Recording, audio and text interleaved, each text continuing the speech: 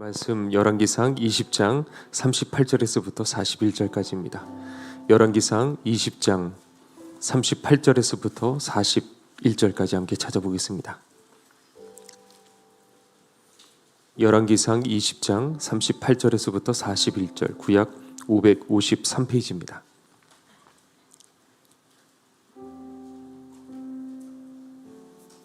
열왕기상 20장 38절에서 41절 제가 봉독하겠습니다. 선지자가 가서 수건으로 자기의 눈을 가리어 변장하고 길가에서 왕을 기다리다가 왕이 지나갈 때 그가 소리질러 왕을 불러 이르되 종이 전장 가운데 나갔더니 한 사람이 돌이켜 어떤 사람을 끌고 내게로 와서 말하기를 이 사람을 지키라. 만일 그를 잃어버리면 너의 생명으로 그의 생명을 대신하거나 그렇지 아니하면 내가 은 1달란트를 내어야 하리라 하였거늘 종이 이리저리 이를 볼 동안에 그가 없어졌나이다. 이스라엘 왕이 그에게 이르되 내가 스스로 결정하였으니 그대로 당하여야 하리라. 급히 자기의 눈을 가린 수건을 벗으니 이스라엘 왕이 그는 선지자 중에 한 사람인 줄을 알아본지라. 아멘. 할렐루야. 제가 학창 시절 정말 저를 망친 게 뭐냐면 게임을 너무 좋아했어요. 초등학교 2학년 때 저도 공부 잘하던 때도 있었어요. 그런데 어느 날 학교 시간에 이렇게 집을 돌아가는데 친구 둘이서 운명의 시간이었어요. 제 팔짱을 양쪽을 탁 끼더니 야 진짜 다른 세상이 있어. 한번 꼭 가봐. 꼭 가야 돼. 그리고 저를 이렇게 거의 끌다시피 해가지고 데리고 간 것이 이제 오락실이었던 거예요. 저는 정말 바른 생활이었거든요. 학교 집 이거밖에 몰랐다가 갔다가 눈이 휘둥그레지는 거예요. 얼마나 하고 싶은지. 그래서 제 주머니에 보니까 그때 당시에 이제 동전이 몇 개가 있었어요. 그래서 그 이렇게 이런 뭐가 있어갖고 여기 뭐 500원짜리 넣고 모르겠어요. 무슨 지폐를 넣고 그러면 50원짜리들이 쫘라락 이렇게 나오고 그 처음에는 창구가 있어갖고 그 50원짜리를 바꿔주곤 했어요. 그러면 그 50원만 딱 있으면 완전히 제 세상인 거예요. 딱 넣고 얼마나 재밌게 하는지. 나중에는 얼마나 제가 많이 했는지요.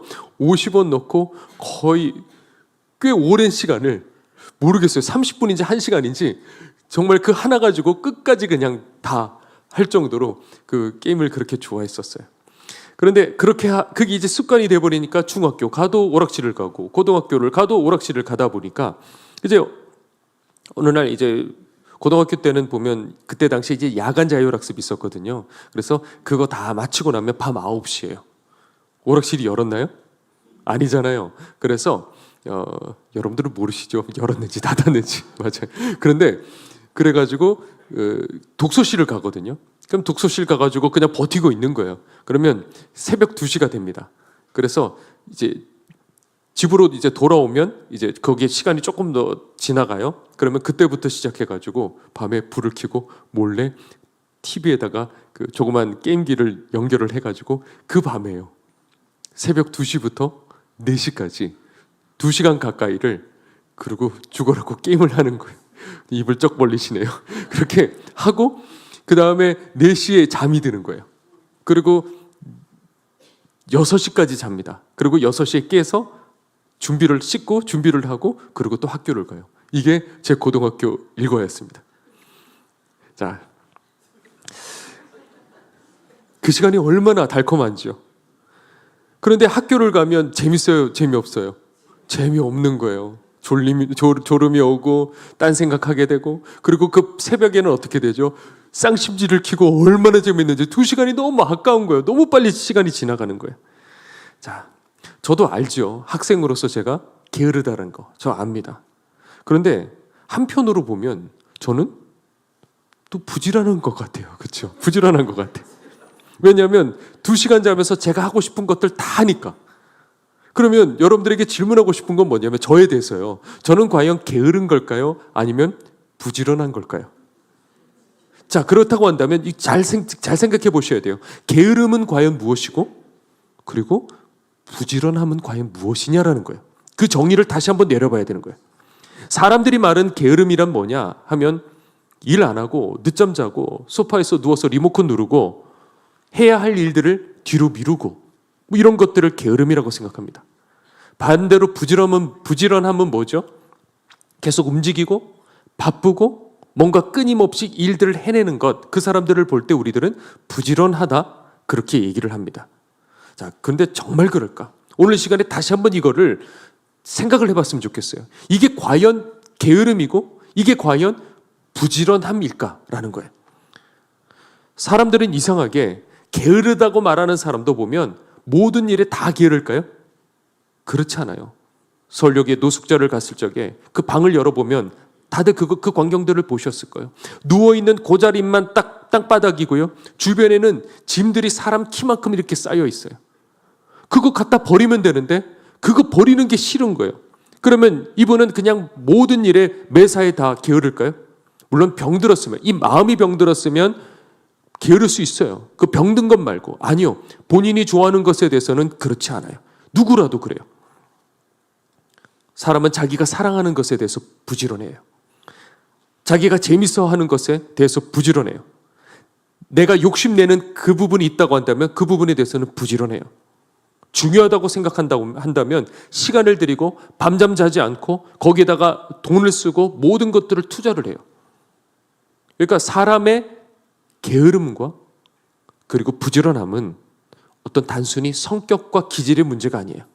마음의 방향의 문제고 무엇을 더 사랑하느냐 그것의 문제인 거예요. 이게 신앙에서도 동일한 거예요. 우리 시간에 오늘 영적 게으름에 대해서 한번 좀 나눠보려고 하는데 오늘 이 시간을 통해 여러분들의 상태를 한번 영적 상태를 한번 좀 점검해 보셨으면 좋겠어요. 누구라도 그 생각 가질 거예요. 나는 게으른 것 같아. 더 열심을 해야 되는데, 더 기도해야 되는데, 더 회개해야 되는데, 하나님 나라 위해서 더 준비해야 되는데 나 왜 이렇게 게으를까? 오늘 이 얘기를 좀 나눠보려고 합니다. 자, 첫 번째입니다. 우리 다 함께 시작. 게으름이란 자리 이탈이다. 게으름이란 뭐라고요? 자리 이탈. 이번에 한 공동체 우리 사역자 한 분은 아니고 그런 얘기를 들었어요. 이런 상담을 하게 됐는데 목사님, 저는 좀 개인적인 사정으로 좀 사역을 좀 쉬었으면 좋겠어요. 목사님 생각은 어때요? 하고 물어보더라고요. 그래서 제가 되물었어요. 그러면 전도사님은 그 목회자의 길을 계속 갈 겁니까? 라고 물었어요. 네, 목사님. 그러면 제가 대답했죠. 그렇다고 한다면 계속 갈 거면 여기서 쉬면 안 된다는 거예요. 계속 가야 된다는 거죠. 아무리 지금 힘들고 어렵고 그렇더라도 그것을 이겨낼 수 있어야 돼요. 왜냐하면 앞으로 목회 생활 하다가 보면 더 힘든 일들도 올 거예요, 안 올 거예요? 당연히 와요. 더 힘들고 더 고통스러운 일들도 와요. 그런데 그때마다 만약에 힘들다고 쉰다고 한다면 그 사람이 바른 목회자로 세워질 수 있을까요? 그 교회가 바르게 세워질 수 있을까요? 그거는 아니에요. 이번에 한번 쉬게 되면 다음에 또 쉬게 되고 힘들 때 또 쉬고 싶은 생각이 드는 거예요.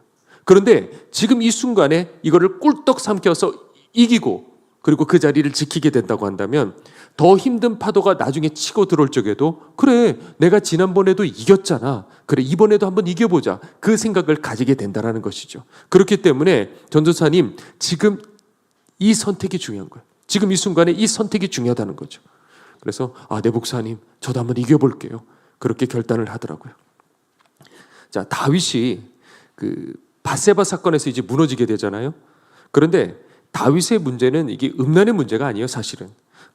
사무엘하 11장 1절 한번 제가 읽어보겠습니다. 그 해가 돌아와 왕들이 출전할 때가 되매 다윗이 요압과 그에게 있는 그의 부하들과 온 이스라엘 군대를 보내니 그들이 암몬 자손을 멸하고 라빠를 에워쌌고 다윗은 어디에 그대로 있더라? 예루살렘에 그대로 있더라. 이 부분이요. 다윗은 예루살렘에 그대로 있더라. 다들 전쟁에 나갔을 적에 다윗이 어디 있었다고요? 예루살렘에 그대로 있더라. 아니 뭐 왕이니까 쉴 수 있죠. 그렇죠? 이제 부하들 보낼 수 있죠. 나이 들었을 수도 있죠. 그런데 문제는 그것 말고 성경에서 뭐라고 말을 하고 있느냐. 이게 암시하고 있는 거예요. 그대로 있더라. 다윗의 문제는 뭐예요? 음란의 문제예요? 아니요. 그 전에 자리 이탈의 문제인 거예요. 사람들은 대개 결과를 보고 판단을 해요. 어떻게 다윗이 저런 죄를 저지를 수 있어? 어떻게 하나님을 저렇게 배반할 수가 있어? 그런데 성경에는 뭐라고 그러냐면 이미 그 전에 무너지고 있었다는 거예요. 사단은요, 여러분들 처음부터 확 하고 어떤 죄에 무너뜨리지 않아요. 먼저 다윗을 어떻게 하느냐? 그 전쟁터에서 떼어내게 만들어요. 그래서 긴장을 풀게 만들어요. 그리고 이쯤은 괜찮지 않겠어? 이렇게 생각하게 만들어요. 그러니까 지금 나 자신에 대해서 내게 어떤 유혹이 들어오느냐? 그거 전에 우리는 먼저 질문해야 될 게 있어요. 지금 나는 어디를 비워두고 있는가? 혹시 홀로서는 하나님 앞에 홀로 기도의 자리를 비우고 있는 건 아닌가? 물론 여기서 기도하는 것 말고요. 여러분들 혹시 일주일 동안의 기도 생활이 여기서 그냥 기도하고 돌아가는 것? 이걸 다라고 생각하지는 않겠죠? 여러분들 하나님과 독대할 수 있는 그 시간이 있어야 되는 거예요. 개인적인 경건 시간이요. 그리고 또 질문할 게 있죠. 회개 자리를 비우고 있는 것 아닌가? 어떤 사역자는 교회 일을 열심히 해요. 봉사 열심히 합니다. 그런데 그 은밀한 골방을 비우는 거예요. 그러니까 점점 무너져 가는 거예요. 영적으로는 텅 빈 상태에서 그냥 사역 일을 하고 있는 거예요. 주님의 일이 아니라 그냥 일을 하고 있는 거예요. 밥 벌어먹고 사는 거예요. 어떤 성도들은 교인들과의 관계는 정말 기가 막히게 잘해요. 그런데 내 영혼을 방치시키는 거예요. 자꾸. 우리는 필요하다고 생각하는 것들은 해요. 거기에 돈을 쓰고 모든 것들을 투자해요. 내 자존심을 상하게 하는 그 말들, 오랫동안 이걸 돌리고 부지런하게 돌리고 돌려서 자꾸 기억해내요. 좋아하는 것들 시간을 내서라도 열심히 해요. 그런데 기도, 말씀, 묵상, 그리고 순종, 회개 이런 것들은 자꾸 미뤄요. 조금 피곤해서 힘들었어요. 근데 피곤해서가 아닌 거예요. 원인은 뭐냐? 사랑의 순서가 바뀌어서 그런 거예요. 내 마음이 하나님보다 무엇을? 다른 어떤 것을 더 사랑하기 때문에 그래요. 그래서 게으름은 아무것도 안 하는 게 아니에요. 있어야 될 자리를 비우기 때문에 일어나는 일이에요. 왜 자꾸 죄에 끌리느냐? 왜 자꾸 말씀이 재미없어지고 기도의 자리가 자꾸 부담스러워지느냐? 그것은 이미 내 영혼이 있어야 될 자리에서 떠나갔기 때문에 그런 거예요. 자, 그러면 어떻게 되느냐? 이미 나는 마음도 없고 식어버렸고 억지로 기도해야 되는데 그러면 그냥 억지로 기도하고 억지로 순종하고 억지로 그냥 회개되는 그렇게 해야 되는 거냐 하면 맞아요. 그렇게 해야 되는 거. 억지로 해야 되는 거예요. 억지로라도 강제로라도. 왜냐하면 이 사람의 마음이라는 것, 이 감정이라는 것은 하루에도 올라갔다가 그 순간에 그냥 뜨거워졌다가 조금 있으면 금방 쭉 어떤 일을 겪으면 쭉 다운되기도 하고 이게 감정이라는 것, 마음이라는 건 그래요. 그러니까 그 흔들리는 마음에 자꾸 좌지우지 되지 마셔요. 여러분들이 자녀가 어떨 때는 막 기뻐가지고 열심히 하고 어떨 때는 쭉 다운돼 있으면 그 자녀를 보고 막 이렇게 할 건가요? 밉나요? 아니요. 동일한 내 자식 새끼인 거예요. 그런 것처럼 내 마음이 식는다 하더라도 다윗이라고 한다면 그 마음이 식었다 하더라도 전쟁터에 그냥 나가는 거예요. 일단은 나가서 거기서 있다가 보면 굴러가는 거예요. 저 같은 경우는 밤에 이렇게 무덤 가서 이제 기도하는데 그저께 밤에 가는데 왜 이렇게 안개가 누군가가 이렇게 안개 옛날에 뭐 이렇게 저 어렸을 적에 보면 무슨 가요 프로그램 이렇게 보면 밑에서 안개를 이렇게 해가지고 막 이렇게 나오듯이 안개가 쭉 어디서부터 나온지를 모르겠는 거야. 그래갖고 그 무덤가가 칠흑같이 어두운데 거기서 저는 제일 구석에 음침한 곳이 있어요. 딱 그 영적으로 음침한 곳이 있어요. 거기 가서 하는데 여기서 진짜 여기가 안 보이더라고요. 바로 앞에가. 그런데 거기 가서 이제 날마다 기도를 해도 그 음침한 곳에서 안개 자욱하고 하늘의 별 하나도 안 보이는 그곳에서 기도를 해도 이게 어느 순간에는 항상 이게 아쉬움이 있는 거야. 내가 지금 제대로 기도하고 있는 건 맞을까? 어떤 날은 성령께 붙들려서 뜨겁게 기도하지만 어떤 날은 기도하고서도 뭔가 이렇게 아쉽게 내려오는 그런 마음들이 참 많아요. 그래도 저는 이제는 알아요. 하나님 다 보고 계신다는 사실. 그 순간에 저는 답답한 그 상태로 내려오지만 제가 어느 순간에 알겠더라고요. 하나님께서 다 보고 계셨다는 사실을. 그 시간들을 다 보고 계셨다는 사실을. 그러니까 여러분들 그 감정에 좌지우지하지 말고 거기서 이 게으름에서 뚫고 가는 건 의지예요. 오직 그냥 그 자리에 있는 거예요. 순종하는 거예요. 근데 그거를 대충 형식적으로 하지 마시고 안 되는 거 하나님 나 깨어나게 해주세요. 주님 사랑하는 마음을 주세요. 애달파하며 주님 앞에 목마르면 결국에는요 그걸 몇 사람들에게 시켜봤거든요.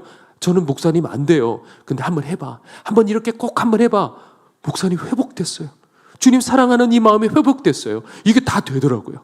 여러분들도 꼭 그렇게 하셔야 돼요. 그리고 두 번째입니다. 우리 함께 시작. 게으름이란 감동을 묻어버리는 것이다. 뭘 묻어버린다고요?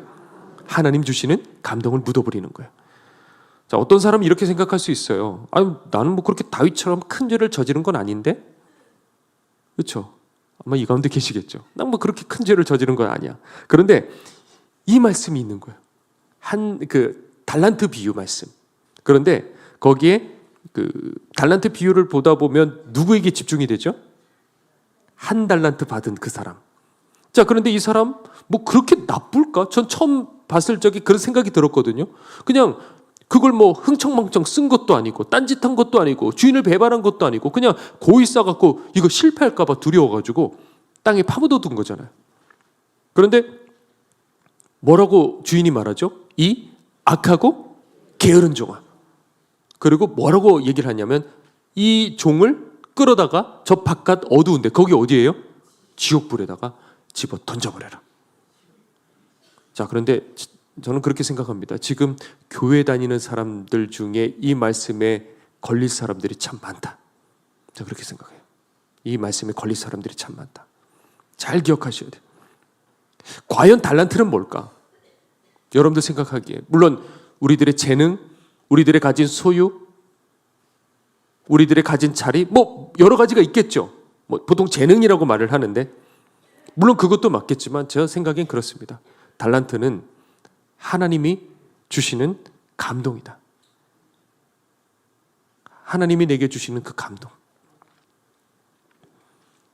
왜냐하면 뭐 우리가 가진 게 깨끗합니까? 우리가 드리는 이 손이 깨끗합니까? 아니요. 그런데 하나님이 내게 감동 주실 때, 그때 순종할 때, 그때 하나님이 받으시는 거예요.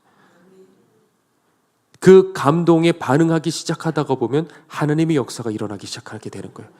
그리고 그 결과로 그 달란트가 이제 쌓이게 되는 것이죠. 지난번에 그 케냐 갔을 적에 그 얘기를 했었던 것 같아요. 나눗길을 있다가 그 다음에 이제 모티옥이라는 곳을 갔거든요. 그런데 저희가 매번 일정 때마다 이제 저녁에 기도회를 했어요. 그래서 찬양 부르고 기도, 통성으로 기도하고 기도 제목들을 계속 던지고 또 통성으로 기도하고. 그런데 모티옥이라는 곳을 가기 전에 저도 당연히 이제 인도자에 따라서 이제 기도를 던져줄 적에 같이 기도를 해야 되는데 자꾸 그 기도가 안 나가고 모티옥에 대한 그 기도가 자꾸 떠오르는 거예요. 그래서 그 기도를 하다가 아니다 기도 제목을 던졌으니까 이 기도를 해야지 당연히 생각하고 이 기도를 하려고 하는데 또 자꾸 모티옥으로 자꾸 돌아가는 거예요. 모티옥은 이번에 저도 처음 가봤거든요. 그래서 저도 잘 모르는데 자꾸 이쪽으로 기도가 나가는 거예요.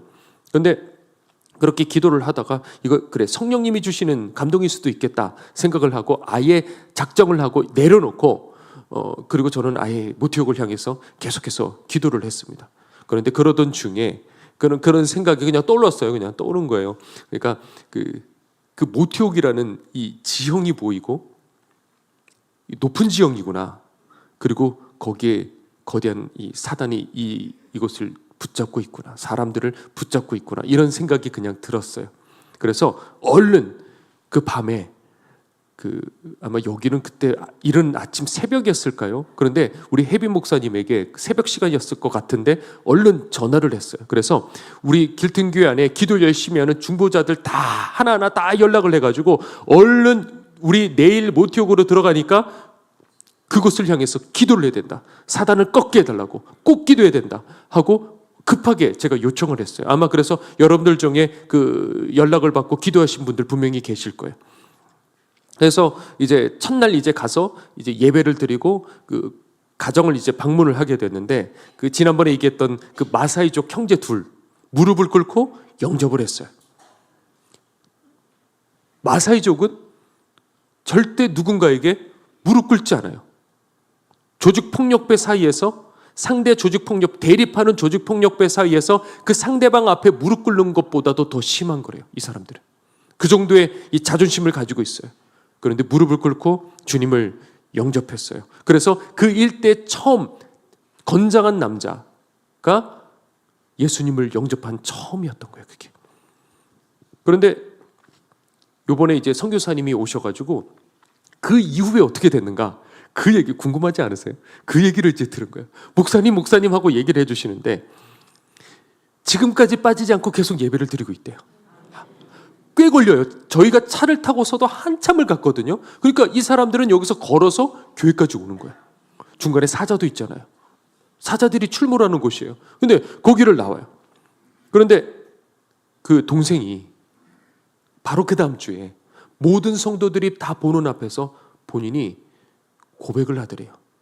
저는 사실 예전에도 교회에 몰래 와가지고 교회에 있는 물건들을 몰래 훔쳐다가 저희 집에 가져다 놓았어요.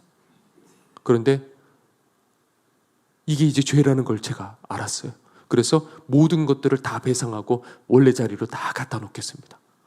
울면서 그렇게 회개를 하더래요. 얼마나 감사한지요. 그리고 그 다음 날에 이제 또 다른 집을 이제 찾아갔는데 선교사님이 거기를 4번이나 갔대요. 4번이나 찾아가도 거기에 있던 그분이 거절을 하고 계속 이렇게 받을 건 다 받아. 또 물도 받고 먹을 것도 받고 받을 건 다 받는데 예수님 믿으라 그러면 자꾸 거절하고 자꾸 싫다 그러고, 그러니까 선교사님이 그때 보니까 힘들어 하시는 거예요. 그래서 저에게 살짝 얘기하시는데 오늘이 마지막이라고, 더는 여기는 더는 어려울 것 같다고 그렇게 얘기를 해주시더라고요. 그런데 그때 우리 함께 있던 일행 그 자매가 간증을 하고 복음을 전하고 그러면서 갑자기요 그 옆에 있던 그 건장한 그 마사이족 용사가 그걸 보고 자기도 예수님 믿을 수 있겠냐고, 지난번에 그 얘기했잖아요. 그래갖고 그 자리에서 이 사람이 영접을 했는데 보니까 이 집안의 아들이었던 거예요. 그래서 그때 그랬죠. 이 아들이 예수님을 믿으면 어떻게 된다고요? 온 가족들이 다 예수님 믿게 될 거라고. 그런데 정말로요. 그날 이후로부터 온 가족이 다 교회를 다니기 시작하게 됐대요. 실제로도. 얼마나 감사해요. 그런데 선교사님이 이번에 알았대요. 왜 4번이나 거절을 했는지. 왜 계속 거절을 했는지. 왜냐하면 그 집안이 점술가 집안이었대요. 그리고 그 마을이 다 점술가, 심령술사 전부 다 그런 집안, 그런 곳이었던 거예요. 그 일대가 전부 다. 그러니까 그냥 가서 복음 전한다고 되나요? 안 되잖아요. 기도가 많이 필요했던 곳이었어요. 그래서 이날 이후로 모티옥의 영적 기류가 바뀌기 시작했어요. 그래서 복음을 전하면 모티옥 남자들이 돌아오기 시작하는 거예요. 이게 진짜 신기한 거예요. 왜냐하면 우리 선교사님 사모님이 여자가 이렇게 가면 무시하잖아요, 거기는. 그런데 가서 동일하게 뭐 복음 전하는 거 다른 거 없는 거야. 한 10분 정도 이렇게 동일하게 이렇게 전하면 쉽게 그냥 다 따라온대요. 그냥 다 예수님을 믿는데요. 그래서 이건 기적이다. 거기서 다 놀라니까 그 현장에 있는 모든 스태프들과 이 사역자들이 이제 깨닫게 된 거예요. 기도가 중요한 거구나. 기도구나 해서 시키지 않아도 다들 기도를 열심히 하기 시작을 하게 되었대요. 한 번은 이런 일이 있었는데 그 현지 이제 사역자들과 같이 우리 그 사모님께서 차를 타고 가다가 트럭이 넘어져 있더래요. 그런데 근데 여기서 눈에 이렇게 보여도 여기서 저 멀리 있는 거예요. 근데 저기 보여도 가려면 한참을 가야 되는 거예요. 비포장도로로. 그런데 갑자기 가고 싶다는 감동이 들더래요. 그래서 그쪽으로 갔대요. 보니까 이제 널브러져 있는 그 트럭에 안에 보니까 애 엄마가 쓰러져 있더래요. 그래서 이왕 그 애 엄마를 이렇게 끄집어내고 얘기를 해주는데 지나가는 사람들이 여러 번 지나갔대요. 오토바이 타고 그 마사이족 남자들이 지나가는데 이제 괜찮냐고, 꺼내주겠다고, 조금만 기다려라고. 그리고 갔는데 몇 시간이 지나도 아무도 그렇게 다시 오지를 않더래요. 그래서 이게 마치 성경에 무슨 얘기 같죠? 선한 사마리아 비유. 그래서 사모님이 이 여자를 데려다가 그 나뉩기까지 한 2시간 반 걸리거든요. 한참을 그렇게 가요. 그래서 그 나뉩기에 있는 그 병원에 가서 다 치료를 해줬어요. 근데 이 여자가 이렇게 얘기하더라고요. 아무도 자신을 돌아보지 않았다고. 말하고서 아무도 다시 찾아오지 않았대요. 그런데 얼굴도 모르는 당신들이 어떻게 내게 이렇게 찾아올 수 있냐? 당신들 선교사 맞죠? 그러면서 얘기하더래요. 저는 예수님 믿지 않는 사람이래요. 그런데 트럭 안에 박혀갖고 이대로 나 죽겠다 싶을 때 막다른 골목까지 가니까 안 믿던 하나님 단어가 나오더래. 하나님 제발 나 좀 한 번만 이번에 살려주신다면, 한 번만 나 좀 살려달라고 하는데 그 순간에 딱 그렇게 찾아왔다라는 거야. 그래서 하나님 살아계신 걸 나 이제 알겠다. 그러니 나도 이제 예수님 믿고 교회를 나가겠다. 나 예수님 영접하겠다. 그렇게 고백을 하더래요. 이런 일들이 계속해서 일어나는 거야. 자, 여기서 보면 작은 감동에 기도하기 시작했던 거예요. 모태육을 향해서. 여러분들도 영문도 모르게 모태육이 그 어디야? 어디 붙어 있는 거야? 근데 모르고 그냥 그 새벽에 연락받고 그냥 기도하기 시작했던 거예요. 청년들도 용기를 내어가지고 복음을 전했어요. 그리고 선교사님, 사모님도 그 트럭을 향해서 그 작은 감동에 지나치지 않고 갔어요. 자, 그런데 결과가 이렇게 될 줄 누가 알았겠습니까? 이 일은 하나님께서 다 계획해 놓고 계셨어요. 그 땅을 향해서. 영적 기류를 바꾸시기 위해서 계획해 놓고 계셨어요. 그런데 하나님께서는요, 사람을 찾으시는 거예요. 한 사람. 그래서 그 사람에게 당신의 그 감동을 허락해 주시는 거예요. 그런데 그 감동이라는 것은 항상 어떤 비상하게 내가 너와 함께 하겠다 이런 음성이 그렇게 들리는 게 절대 아니에요. 그 선한 사마리아 사람 비유 한번 생각해 봐요. 길 가다가 피 흘려 쓰러진 유대인이 있어요. 자, 그럼 이 사람 보면 사마리아 사람 입장에서는 어떻죠? 원수죠? 그리고 사마리아 사람은 절대적으로 피해자 같은 소수예요. 보는 순간에 어떤 생각 들까요? 아, 나 감동 왔어. 도와줘야지. 이건 주님의 감동이야. 이렇게 왔을까요? 으이그. 저런 인간 그냥. 왜 만났어? 짜증나. 그런 생각 안 들겠냐고요. 그런데 감동은 오고 도와줘 말아. 갈등도 했을 수 있을 거예요. 그리고 도와주기로 결단을 한 거예요. 그런데 그게 지나가고 보니 하나님의 감동인지 누가 알았겠냐고요. 그런 얘기라고요. 박보영 목사님의 그 간증, 그것은 주님의 이 한마디로 시작되는 거예요. 내가 다 봤다. 이게 핵심이잖아요.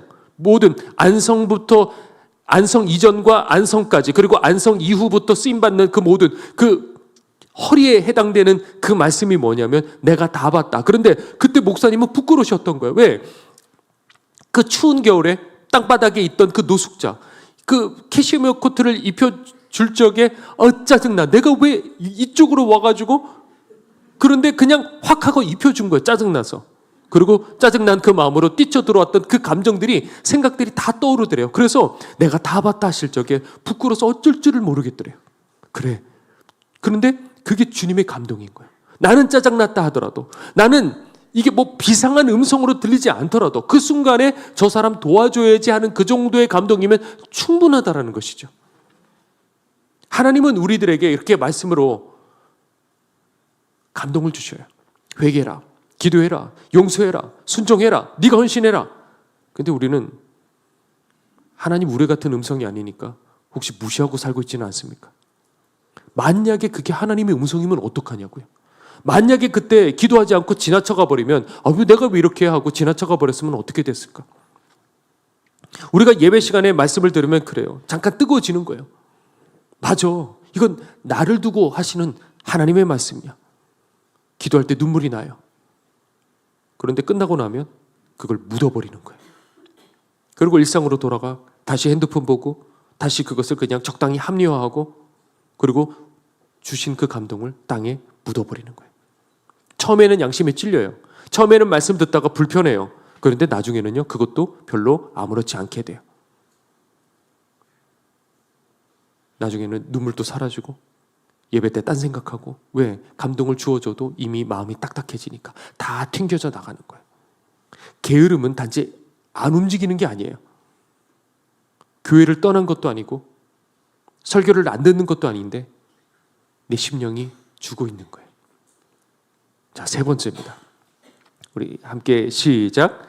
게으름은 우선순위를 놓치는 것이다. 무엇을 놓치는 거라고요? 우선순위. 자, 이런 생각하는 분이 또 계실 것 같아요. 나는 자리를 떠난 것도 아니고 큰 죄를 저지른 것도 아니고 나는 묻어버린 것도 아닌 것 같은데 나는 바빠. 나는 게으를 틈도 없이 정신없이 바빠. 이렇게 생각할 분도 분명히 이 가운데 계시겠죠? 있을 거예요.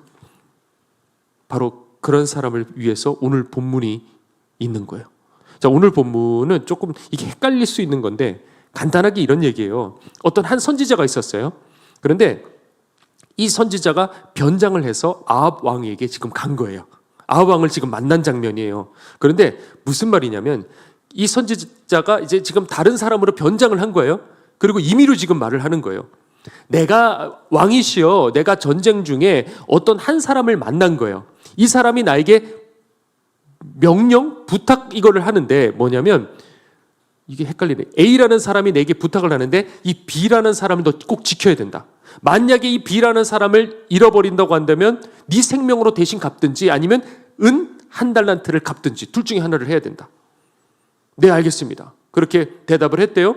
그런데 왕이시여, 제가 이리저리 하는 동안에 그만 이 B라는 사람을 잃어버리고 말았습니다. 그만 사라져버리고 말았습니다. 그러니까 아합이 뭐라고 말하냐면 이미 판결대로 네가 스스로 결정한 거야. 네가 네 생명을 주든지 아니면 은 한 달란트를 갚든지 이미 네가 판단한 거야. 그러자 그 순간에 이 사람이 자신의 정체를 딱 드러낸 거야. 알고 보니까 선지자예요. 이 얘기는 누구 얘기죠? 이 선지자의 가상의 얘기가 아니라 아합의 얘기인 거야. 하나님께서 멸하라고 아람의 벤하닷을 잡게 만들으셨는데, 그런데 이 사람이 이 아합이 그냥 이리저리 계산하다가 그만 그 벤하닷을 놓쳐버리고 만 거예요. 그래서 당신이 그렇게 심판받게 될 거다. 바로 그 얘기예요. 그런데 오늘 이 본문의 포인트가 뭐냐? 당신의 종이 이리저리 할 동안에 그가 없어졌나이다. 바로 그거예요. 자고 있지 않았어요. 게으르게 그냥 소파에 앉아서 누워있지 않았어요. 이 사람은 바쁘게 이리저리 다녔어요. 움직였어요. 뭔가 하고 있었어요. 그런 정신없는 중에 정작 가장 중요한 것을 놓치고 말았다는 거죠. 자, 게으름이라는 것은 아무것도 안 하는 것이 아니라는 것이에요. 이게 우리들에게 지금 치명적인 이유는 뭐냐면 지금 이 시대는 바쁜 것을 미덕으로 삼고 있어요. 우리는 빨리빨리 민족이라서 오죽 빨리빨리면 우리나라 국가 번호가 뭐예요? 빨리. 네. 그러니까 아침부터 우리들은 저녁까지 바빠요. 빈둥거리지 않아요. 그런데 그러다가 보니 하나님 맡기신 것을 그만 우리는 놓쳐버린다는 것이죠.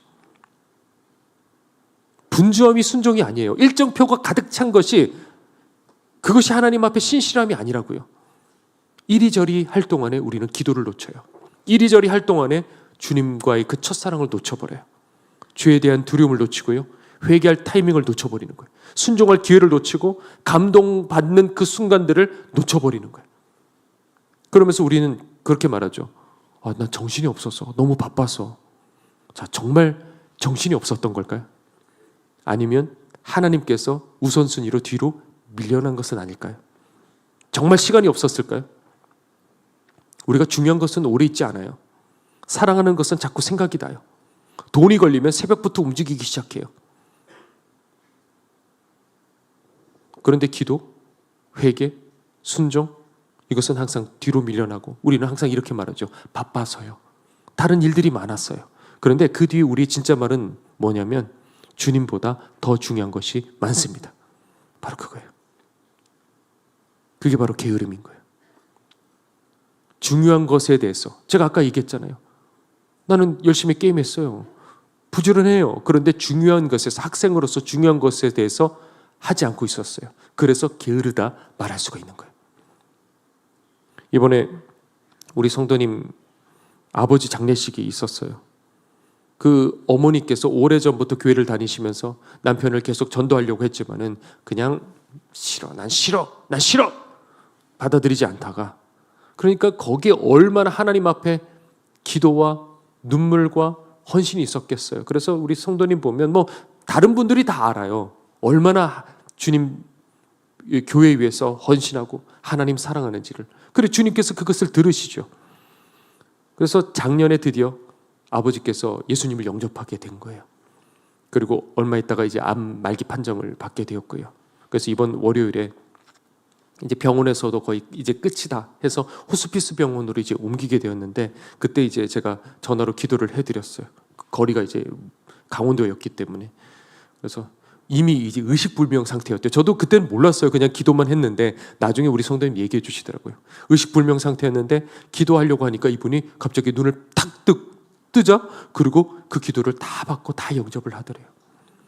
그리고 지게 장례식 때 우리 성도님이 슬플까 봐 제가 이렇게 당연히 목사로서 당연히 위로를 해주려고 했는데, 아니요 목사님, 그렇지 않아요. 저는 지금 기뻐요. 왜냐하면 우리 아버지가 천국 갔으니까요. 왜냐하면 마지막에 돌아가실 적에 이렇게 누워 계시다가 이렇게 의식불명 상태일 거 아니에요. 다시 또 그런데 눈을 이렇게 딱 뜨시더래요. 그리고 뭔가를 이렇게 쭉 보시더니 편안한 마음으로 눈을 다시 감으시더래요. 뭔가 보이셨나 봐요. 그걸 보고 우리 성도님께서 천국 가셨다. 정말 천국 가셨다. 그러니까 이분이 너무 행복한 거예요. 천국만, 목사님 우편강도가 되어서 천국 가서 집 하나도 없더라도 일단 천국만 들어가면 되는 것 아니겠어요? 이게 정말 우리 목표가 돼야 되는 거예요. 들어가기만 하면. 자, 우리의 우선순위는 과연 무엇이냐고요? 우리는 할 것 다 해요. 필요한 것 있으면요, 여행을 가고 뭔가 우리가 즐거운 것들이 있다고, 취미 생활이 있다고 한다면 밤에 잠도 자지 않고 할 것들 다 해요. 그런데 정작 내 영혼 어디로 가는지 그 부분에 대해서 우리들이 정확하게 하질 않는 거예요. 내가 사랑하는 가족들 도대체 어디로 가는지 그 부분에 대해서는 손 놓고 있다가 나중에 가서 어떻게 해야 되죠? 이렇게 돼버리는 거예요. 우리 과연 부지런한 걸까요? 그리고 바쁘게 사는 것이 과연 부지런하다고 말할 수 있을까요? 겟세마네에서 제자들이 잠들었어요. 그래서 주님께서 하신 말씀이 뭐죠? 너희가 나와 한시라도 깨어 있을 수 없더냐 그러셨어요. 이 겟세마네의 아픔은 제자들이 예수님을 미워해서 잠든 게 아닌 거예요. 그게 안타까운 거예요. 주님을 사랑한다고 말했어요. 저는 절대 버리지 않겠어요라고 결심을 했어요. 그 진짜 진심이었어요.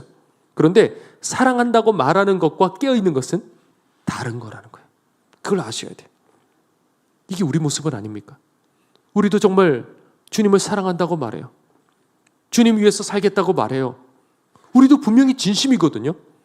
그런데 깨어있으라 하시는 그 곳에서 우리들도 잠들어 있을 수 있다는 거예요. 감동 주시는 그 자리에서 머뭇대다가 그 시간에 잠들어 버릴 수가 있는 거예요.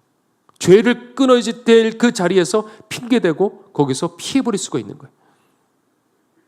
그러면서 우리는 어쩌면 겟세마네 우리 주님 곁에서 변명하고 있을지도 몰라요.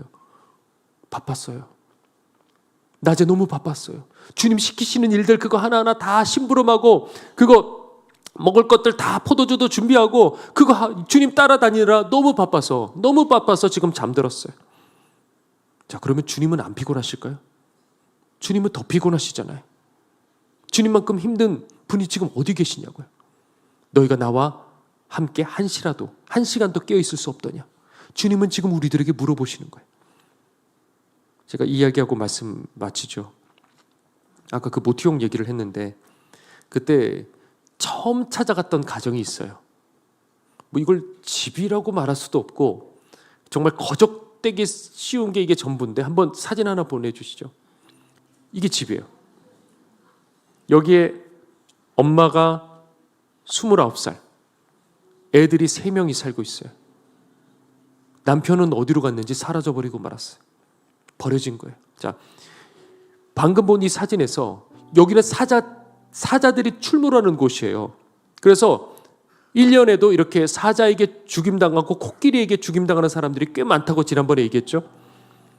사자가 와서 한번 쑥 밀어버리면 그대로 그냥 자다가도 잡아먹히는 그런 비참한 곳에서 살아가요.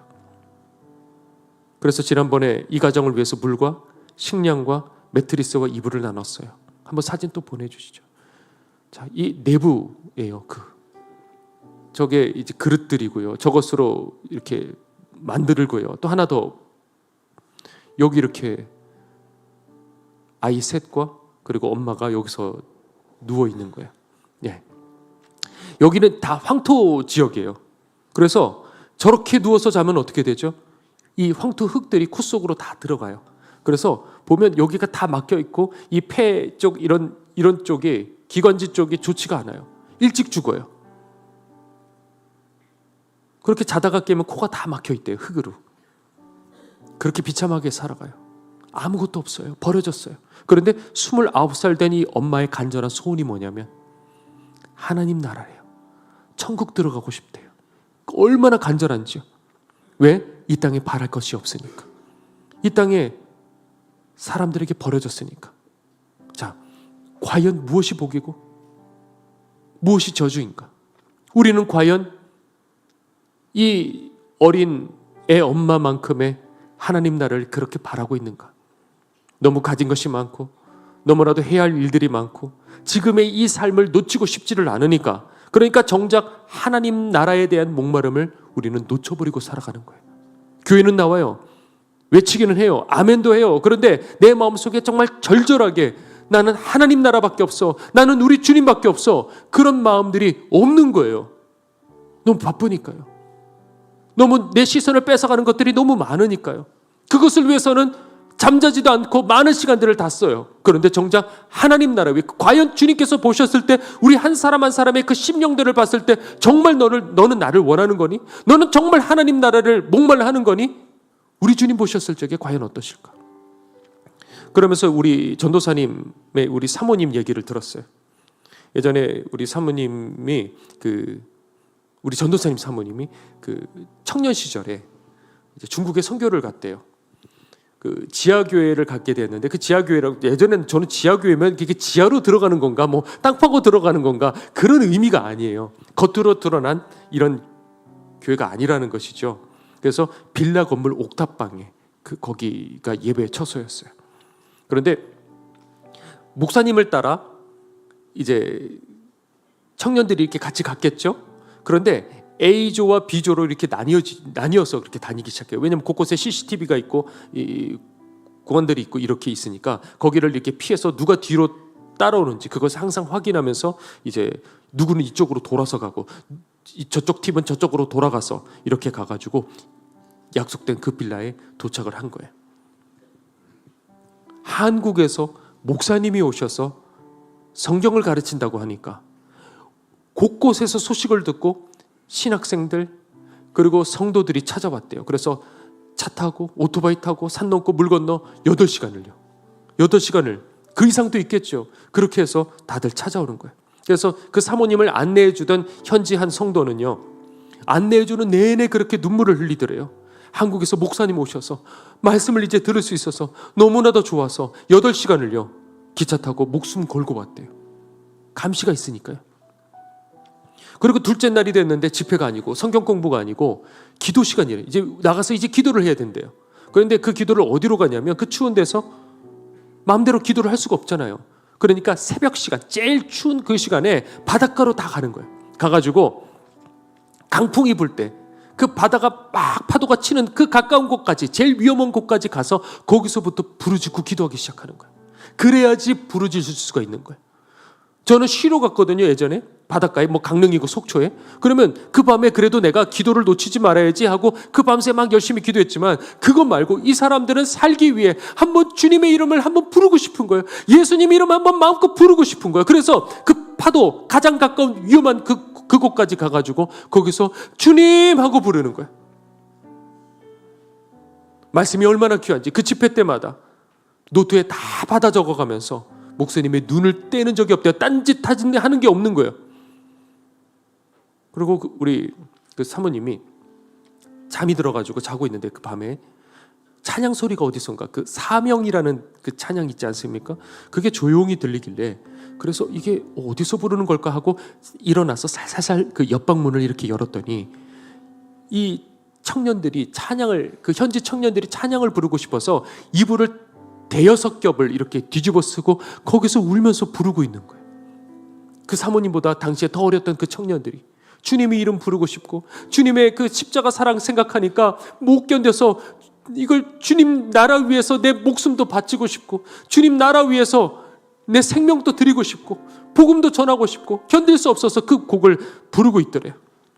그러다가 잡혀가면 어떻게 될지도 모르는데 잡혀가는 한이 있더라도 그 신앙 잃어버리지 않는 그 귀한 신앙이에요. 여러분들 그게 그렇게 오래된 얘기가 아니에요. 어떻게 이걸 다 포기하고 목숨 걸고 이 사람들은 주님을 사랑할 수 있을까? 왜냐하면 내 인생의 우선순위가 무엇인지 분명히 알기 때문에 그래요. 사랑은요 둘로 나뉘지 않아요. 문제는 내가 좀 느슨해졌다, 그게 아니에요.